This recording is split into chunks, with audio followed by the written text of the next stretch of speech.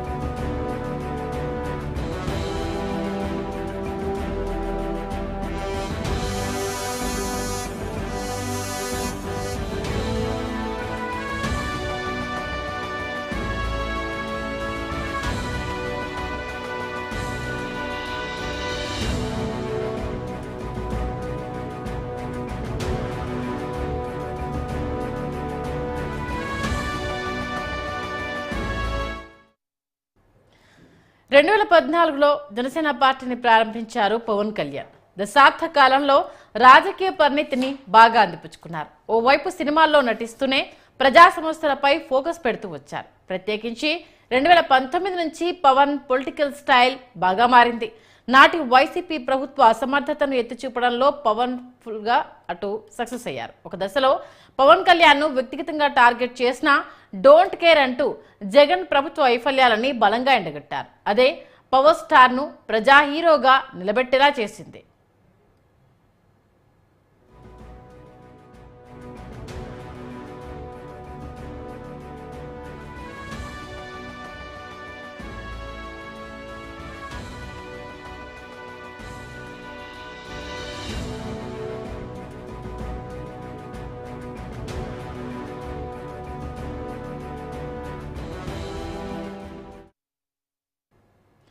పవన్ ను రాజకీయంగా అణగదొక్కాలన్నది జగన్ ప్లాన్.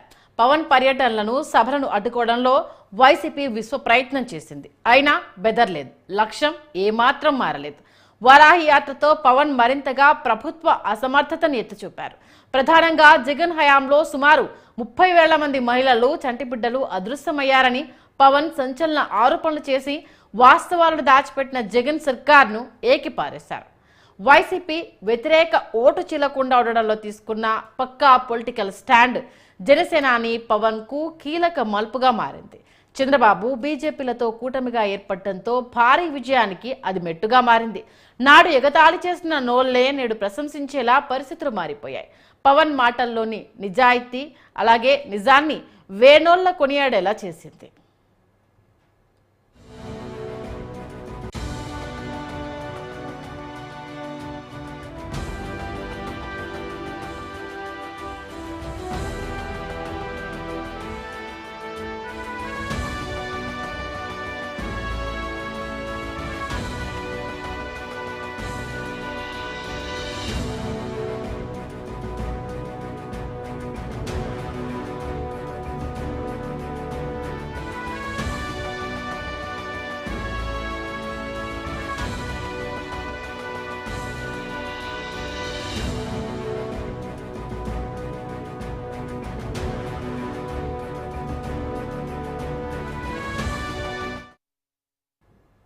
ఇక జగన్ హయాంలో మిస్సింగ్ అయిన మహిళల కేసులు ఒక్కొక్కటిగా కొలిక్కి వస్తున్నాయి. నిన్నటిదాకా మాకెందుకులే అని కూర్చున్న పోలీసులకు సైతం ప్రభుత్వం వార్నింగ్ ఇవ్వడంతో అదృశ్యమైన మహిళల ఆచూకీ కోసం ఉరుకులు పరుగులు పెడుతున్నారు. ఫలితంగా రాష్ట్రంలో అనేక చోట్ల పదుల సంఖ్యలో అదృశ్యమైన మహిళలు బాలికలు తిరిగి ఇళ్లకు చేరుకుంటున్నారు. ఇటీవల భీమవరం, విజయవాడ, మంగళగిరి ప్రాంతాల్లో మిస్ అయిన బాధితుల్ని సురక్షితంగా వెనక్కి తీసుకురావడంలో పోలీసుల కృషిని పవన్ కళ్యాణ్ అభినందించారు. లేనిది ఉన్నట్టుగా సృష్టించడం, ప్రత్యర్థుల స్థైర్యాన్ని దెబ్బతీయడం, ప్రజల్ని తప్పుదారి పట్టించడంలో వైసీపీ నేతలు వెరీ స్పెషల్. ఇందుకోసం స్పెషల్ సోషల్ మీడియా విభాగాన్ని తాడేపల్లి పెద్దలు బాగా ఉపయోగించుకున్నారు. అణుంగులతో మాటలకు చెప్పుకోలేని అసభ్య పదజాలంతో రెచ్చిపోయారు. అయినా ప్రజలు కూటమికి అండగా నిలబడటంతో జగన్ అండ్ కోకు నోట్లో ఎలక్కాయపడ్డ చందంగా మారింది.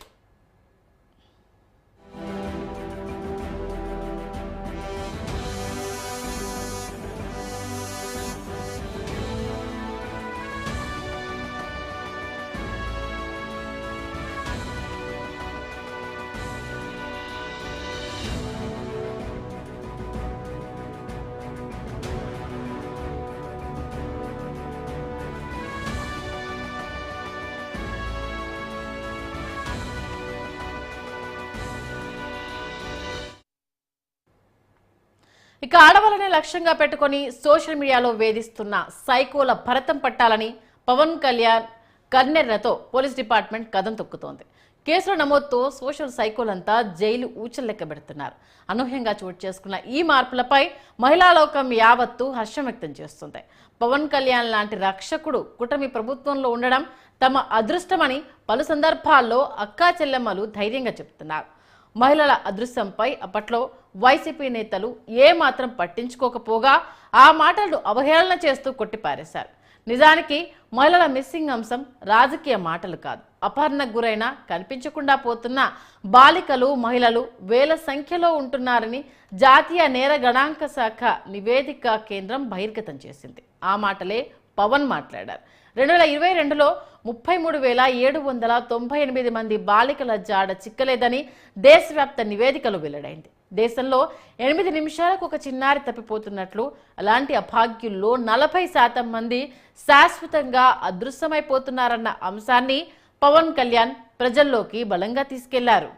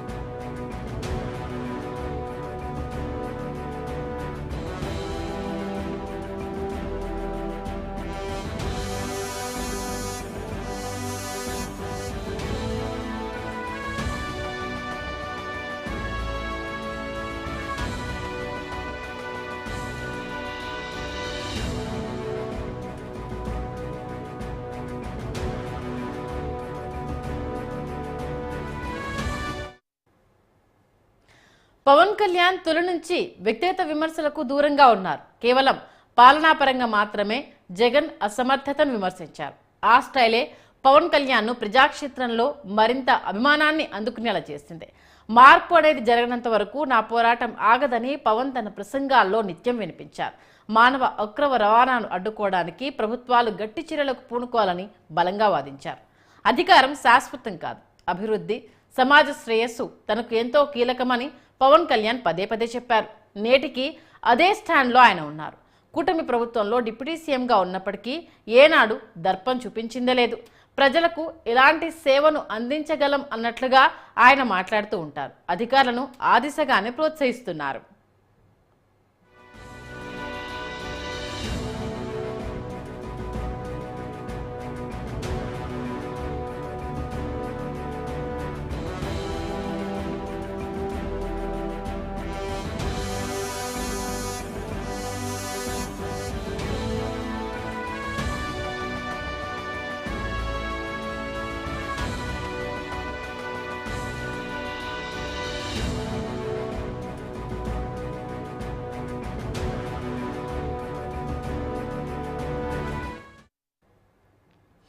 కూటమి ప్రభుత్వం అధికారంలోకి వచ్చిన తర్వాత మార్పు స్పష్టంగా చూపిస్తానని జనసేనాని పవన్ కళ్యాణ్ బహిరంగంగానే చెప్పారు. చిన్నారుల అదృశ్యంపై చర్యలు తీసుకోవడంలో సుప్రీంకోర్టు మార్గదర్శకాలు గతంలోనే ఇచ్చింది. బాధితుల నుంచి ఫిర్యాదు వచ్చిన మరుక్షణమే ఎఫ్ఐఆర్ నమోదు చేసి దర్యాప్తు చేపట్టాలని చట్టంలో ఉంది. అయినా సరే మిస్సింగ్ కేసుల నమోదులో నాటి వైసీపీ పాలనలో పోలీసులు తాత్సారం చేశారు. విచారణ జాప్యం కారణంతో తప్పిపోయిన చిన్నారులు రాష్ట్రాలు సరిహద్దులు దాటిపోయారు. ప్రజెంట్ ఏపీ పోలీస్ వ్యవస్థ పూర్తిగా మారిపోయింది. ప్రక్షాళనలో పవన్ కీలక పాత్ర పోషించడంతో మహిళల అదృశ్యం ఆచూకీ కనుక్కోవడంలో ఉరుకులు పరుగులు పెట్టిస్తున్నారు. ఇక పశ్చిమ గోదావరి జిల్లా భీమవరంలో 9 నెలల క్రితం ఓ యువతి మిస్సింగ్ అయింది. తమ కుమార్తె 9 నెలల క్రితం అదృశ్యమైందని మాచవరం పోలీసులకు ఫిర్యాదు చేశామని యువతి తల్లిదండ్రులు ఉప ముఖ్యమంత్రి దృష్టికి తీసుకొచ్చారు. గతంలో చాలాసార్లు పోలీసులకు ఫిర్యాదు చేసినా పట్టించుకోలేదంటూ మీరే ఎలాగైనా చర్యలు తీసుకోవాలని వినతి పత్రాన్ని అందజేశారు. పవన్ కళ్యాణ్ ఎదుట గుండెలవిసేలా విలపించారు. ఆ తల్లి బాధతో చెల్లించిన పవన్ వెంటనే మాచవరం సీఐతోనూ విజయవాడ పోలీస్ కమిషనర్తోనూ మాట్లాడారు. రంగంలోకి దిగిన పోలీసులు ఎట్టకేలకు మిస్సింగ్ కేసును ఛేదించారు. చివరకు జమ్మూలో ఉన్నట్లు ఆమె జాడను కనిపెట్టిన పోలీసులు యువతిని రాష్ట్రానికి తీసుకురావడంలో కథ సుఖాంతం చేశారు. మనసు ఉంటే మార్గం ఉంటుందని మరోసారి పోలీసులు రుజువు చేశారని పవన్ కళ్యాణ్ వారిని అభినందించారు.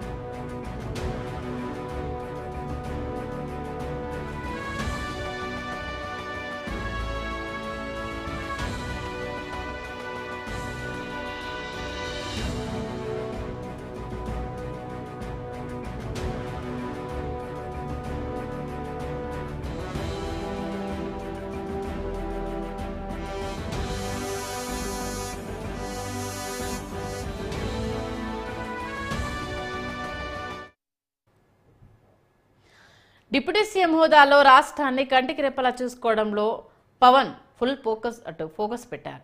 పవన్ ఆదేశాలతో మహిళా మిస్సింగ్ కేసులు ఒక్కొక్కటిగా కొలిక్కి వస్తున్నాయి.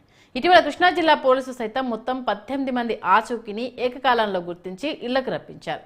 మంగళగిరి, కడప, అనంతపురం ప్రాంత మహిళల వెదుకులాటలోనూ పోలీసులు సక్సెస్ అయ్యారు.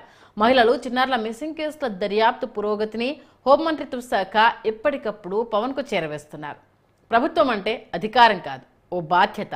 ఇది విస్మరించిన జగన్ తన హయాంలో పాలనను పూర్తిగా వదిలేశారు. కేవలం ప్రత్యర్థులపై అక్రమ కేసులు, దాడులు చేయించడంలోనే ఫోకస్ పెట్టారు.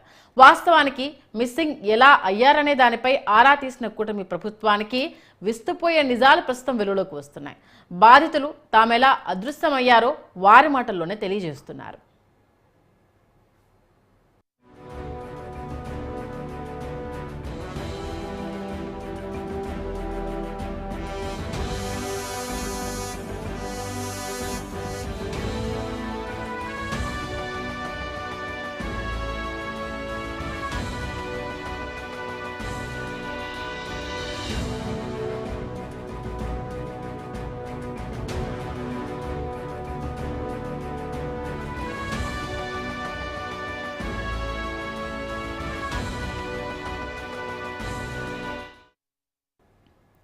కొందరు వ్యక్తులు ముఠాలుగా ఏర్పడి పేదరికంలో మగ్గుతున్న మహిళలపై కన్నేస్తారు.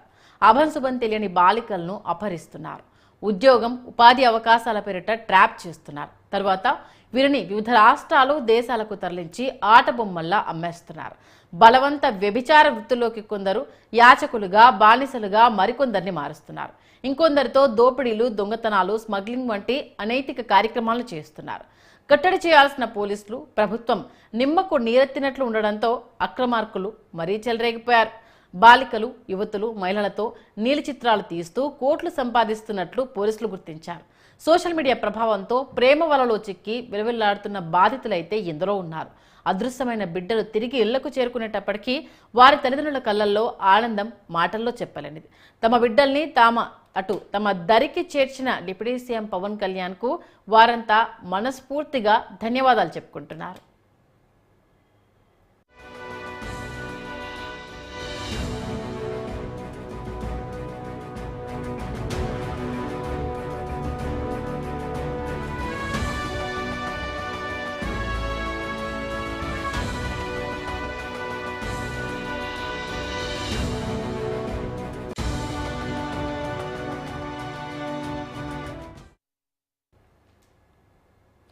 ప్రజల గుండెల మీద చేయి వేసుకుని జీవించాలన్నది కూటమి ప్రభుత్వ లక్ష్యం. ఆ దిశగానే పవన్ కళ్యాణ్ తనదైన శైలిలో మహిళల భద్రత, రక్షణపై స్పెషల్ ఫోకస్ పెట్టారు. ఆడబిడ్డల అదృశ్యంపై కేసులు నమోదైతే అశ్రద్ధ చేయవద్దని పలు సందర్భాల్లో పోలీసులను పొమ్మతిని సైతం కోరారు. ఎలాంటి ఇబ్బందులున్నా, సమస్యలున్నా వెంటనే పోలీస్ స్టేషన్లో కంప్లైంట్ ఫైల్ చేయాలని ప్రజలకు సూచిస్తున్నారు. స్పందించి బాధితులకు న్యాయం జరిగేలా చర్యలు చేపట్టాలని మరోసారి పోలీస్ శాఖకు పవన్ కీలక ఆదేశాలు జారీ చేశారు. మానవ అక్రమ రవాణా అనేది భయంకరమైన నేరం, రాష్ట్రాభివృద్ధిపై ప్రభావం చూపిస్తుంది. ఇది గుర్తించిన పవన్ కళ్యాణ్ కట్టడి మార్గాలను అధికారులకు సూచించారు. అక్రమ రవాణాకు మార్గాలుగా మారుతున్న రైల్వే స్టేషన్లు, విమానాశ్రయాలు, నౌకాశ్రయాల దగ్గర తనిఖీలు పెంచాలన్నారు. పట్టణాలు, నగరాల్లో విస్తృతంగా సీసీ కెమెరాలను ఏర్పాటు చేయాలని సూచించారు.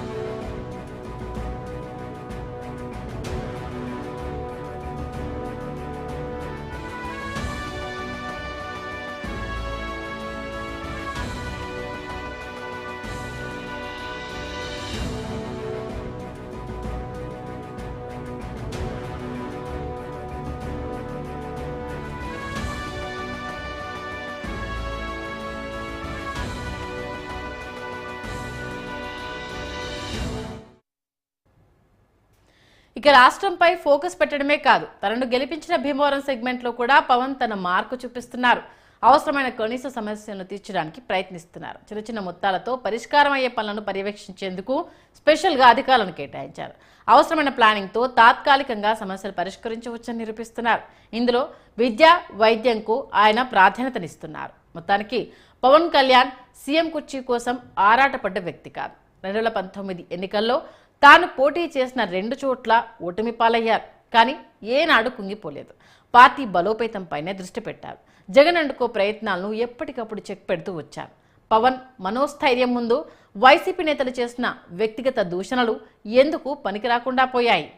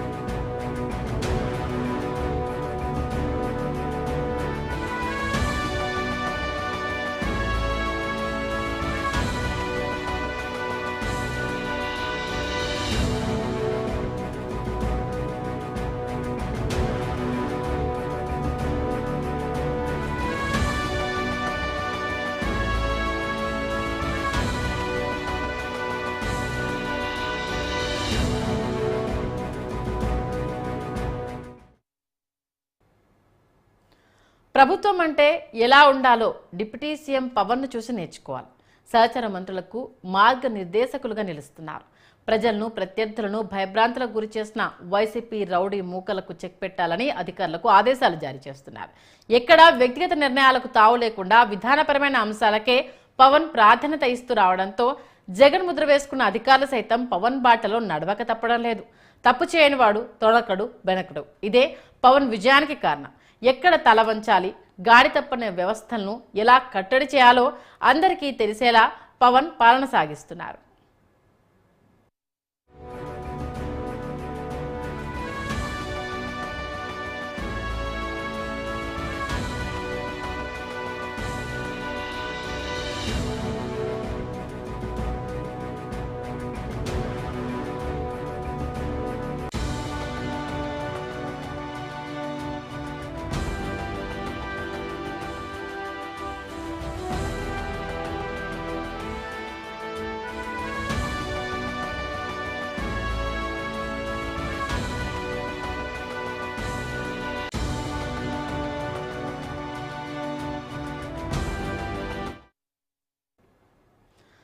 పవన్ కళ్యాణ్ అడుగులు చాలా క్యాలిక్యులేటెడ్ గా ఉన్నాయని చెప్పొచ్చు. టీడీపీ అధినేత ముఖ్యమంత్రి చంద్రబాబు పాలన విజన్ పై ఆయనకు పూర్తిగా నమ్మకం ఉంది. అందుకనే రాజకీయాల్లో నేర్చుకోవాల్సింది, తెలుసుకోవాల్సింది ఏంటనే దానిపై పవన్ చూపంతా ఉంది. ప్రజలకు అండగా నిలబడాలి, కష్టాలు బాధల నుంచి జనాలను గట్టెక్కించాలి, యువతకు ఉపాధి కల్పించాలి. ఇవన్నీ సాధించాలంటే పక్కా ప్రణాళికే చాలా కీలకం. ఇక పలు సందర్భాల్లో అటు ప్రధాని మోదీ సైతం పవన్ను ఒక సునామీగా వ్యాఖ్యానిస్తూ వస్తున్నారు. పవన్లోని ఆధ్యాత్మిక చింతన బీజేపీకి బాగా సింక్ అవడం కూడా ఓ కారణమనే చెప్పొచ్చు.